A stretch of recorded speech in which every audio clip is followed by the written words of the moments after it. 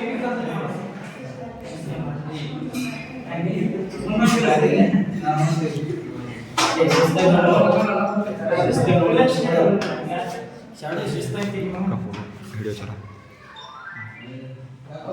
चालू मंडळ सर आपल्या कॉलेजमध्ये जे अदर ऍक्टिव्हिटीचे इव्हेंट होतात त्याच्यामध्ये तुम्ही सर्वांनी भाग घ्यायचा आहे. जे काही स्पर्धा असेल, युवा महोत्सव असेल, सांस्कृतिक कार्यक्रम असेल, NSS असेल, NCC असेल, परत तुम्हाला सांगतो की टीम एखादे प्लेयर तुमच्याबद्दल चांगला एखादा प्लेयर जर घडत असेल तर तुम्ही खेळामध्ये सुद्धा भाग घ्यायचा आहे. त्यानंतर मुलींनी सुद्धा चांगल्या ह्याच्यामध्ये भाग घ्यायचा आहे. तर तुम्हाला एखादं काहीतरी चांगलं करता येत असेल, बाबा कोणत्याही प्रकारामध्ये तुमच्यामध्ये एखादा चांगला गुण असेल, तुमच्या कलाकारांना वाव मिळण्यासाठी कॉलेजच्या अदर ऍक्टिव्हिटीमध्ये तुम्ही भाग घेतला पाहिजे, श्रमदान केलं पाहिजे, देशसेवा केली पाहिजे. त्या देशासाठी काहीतरी तुम्ही देणं आहे. भारत देश हा तरुणांचा देश आहे, बरोबर? या तरुणांचे आणि शेतीप्रधान देश आहे. तर शेतीप्रधान आणि तरुण ह्या देशामध्ये शेतकरी जास्त आहे आणि शेतकऱ्याची मुलं बेकारी, दारिद्र्य आणि बेरोजगारी आणि गरिबी वाढत आहे. त्या मानानं तसं तुम्हाला हाताला व्यवस्थित काम मिळत नाही तर कायम घालवू नका. जे कॉलेजचे काही इव्हेंट असतात, जे अदर ऍक्टिव्हिटीज असतात, जे काय अदर सर्टिफिकेट तुम्हाला ज्यावेळेला तुम्ही उच्च शिक्षित बना ह्याच्यापेक्षाही, तर ज्यावेळेला तुम्ही राष्ट्रपती पदक पुरस्कारासाठी तुम्ही अर्ज करता त्यावेळेला तुम्हाला राष्ट्रपती पदक पुरस्कार सुद्धा अदर ऍक्टिव्हिटी चेक केली जाते. तुमचं कॉलेजचे सर्टिफिकेट आणि तुमची मार्क प्लस अदर ऍक्टिव्हिटी जे काही सर्टिफिकेट असतात ते तुमची कन्सिडर केली जातात आणि राष्ट्रपती पदक पुरस्कार तुम्हाला त्या ठिकाणी मिळाला जातो. किंवा अनेक जे पुरस्कार आहेत, तुम्ही लेखनामध्ये असेल, तुम्ही गायनामध्ये चला, तुम्ही खेळामध्ये सचिन तेंडुलकरला मिळाला नाही खेळामध्ये भारतात, तसा जर तुम्हीच आपलं ही खेड्यातलीच म्हणून काही बाजी मारू शकतात. बघा तुम्ही खेळामध्ये प्रावीण्य मिळवणारे आपल्या खेड्यातली जायचं, जी सिटीतली जे असतात ना ती कमी मध्ये असतात. त्यांचं कसं लय बशीला पाहिजे पैसे देऊन ती झाले असते काम, पण खरं रक्तामध्ये त्या खेड्यामधल्या मुलांच्या अंगामध्येच एक भरपूर गुण आवडत असतात, पण ते गुण दाखवत नाही विद्यार्थी.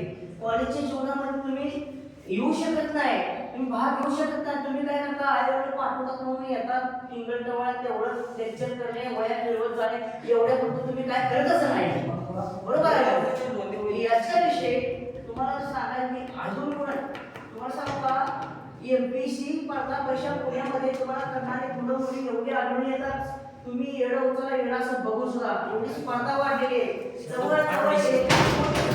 जवळजवळ 5 पोस्टसाठी 5 लाख अर्ज येतात, जागा आपल्या असतात, पण आज बनणाऱ्या स्पर्धक असंख्य असतात. वस्तू कमी काय मागणारे जास्त, मग कुणाला नाही जास्त पाहिजे म्हणायचे आपल्याला. कॉलेजच्या अदर ऍक्टिव्हिटीज म्हणा, तुम्हाला एखाद्या गव्हर्नमेंट सर्व आता खेळासाठी खेळाडू आहे म्हणून वेगळा भाग लागतो स्पर्धा परीक्षेमध्ये.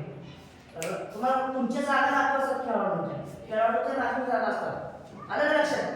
मग तुम्ही खेळामध्ये भाग घेतला पाहिजे, प्रावीण्य मिळवलं पाहिजे, एखाद्या अदर ऍक्टिव्हिटीज भाग घेतला पाहिजे. तुम्ही जर चांगला राहिला आपल्या कॉलेजचं नाव होते, बरोबर आहे? त्यासाठी एवढी तळमळ आम्ही सांगायला पाहिजे. कॉलेजचं नाव झालं पाहिजे, आपलं कॉलेज खूप मोठं झालं पाहिजे तुमच्याबरोबर, आणि तुमचं सुद्धा नाव झालं पाहिजे या जगाच्या पाठीवर. या जगाच्या पाठीवर कुठे जरी गेला दात मारून पाणी काढण्याची समज ज्या वेळेला तुमच्यात असते नाही, तुम्हाला काहीच कमी पडत नाही. त्यामुळे मग तुमचे स्वतः पायावर तुम्ही जग सुद्धा जिंकू शकताय, एवढी खतरनाक आहे. आता हे तुम्हाला कोण स्पर्धा दिसत नाही, ज्यावेळेला आराखड्यावर स्पर्धा लागते नाही, अख्ख्या सांगली जिल्ह्यापर्यंत ज्यावेळी विद्यार्थी येतात त्यावेळी तुम्हाला कळून जाईल की बाबा आपण कुठं चुकलोय. एवढी स्पर्धा चालू आहे, एवढी गर्दी आहे आणि एवढी लोकसंख्या आलेली आहे. बघा तुम्ही त्यांचे टीचर कसं प्रकारे एखादा खेळाडू त्यांच्यामध्ये जर चांगला असेल तर ती जर हरलीच्या बाबतीत त्याची तळमळ असते, बाबा माझा विद्यार्थी पुढे गेला पाहिजे, असा लढला पाहिजे, असा पळला पाहिजे, असा एखाद्या समाज एखाद्याला चांगलं गाता येते असं गायला पाहिजे, एखाद्याला चांगलं नाटक करता येते असं नाटक केलं पाहिजे, एखाद्याला नाटिका करता येते, एकांकिका करता येते, पथनाट्य करता येते, असं पथनाट्य सुद्धा त्याने चांगलं केलं पाहिजे. असं भरधाव काम केलं पाहिजे की आपल्यातली उपजत गुण असं बाहेर आले पाहिजे. तर तुम्ही कुठे तर बाबा म्हणजे म्हणाला जो अभ्यास करतो तो सूर्यासारखा चमकतो. तुम्ही सूर्यासारखा चमकला पाहिजे, एवढा अभ्यास केला पाहिजे. तर तुम्ही सायंटिस्ट बना, काहीतरी आता सायन्स सुद्धा आहे, तुम्ही एखादा शोध लावा चांगल्या पद्धतीने. आता साधी पोरं चीनला बघा मोबाईल असं दाखवला खेळलं झाले त्यांचं लगेच म्हणून असं आपल्या इंडियामध्ये नाही. आपण लोकांना बघून मग ते काहीतरी करतो, कॉपी करतो. कॉपी करण्याचा आपला देश पुढे आहे बघा. कॉपी लगेच कॉपी करतो आपण स्वतः काही करत नाही. कॉपी करण्याचा आपला देश पुढे गेलेला आहे, बरोबर आहे का?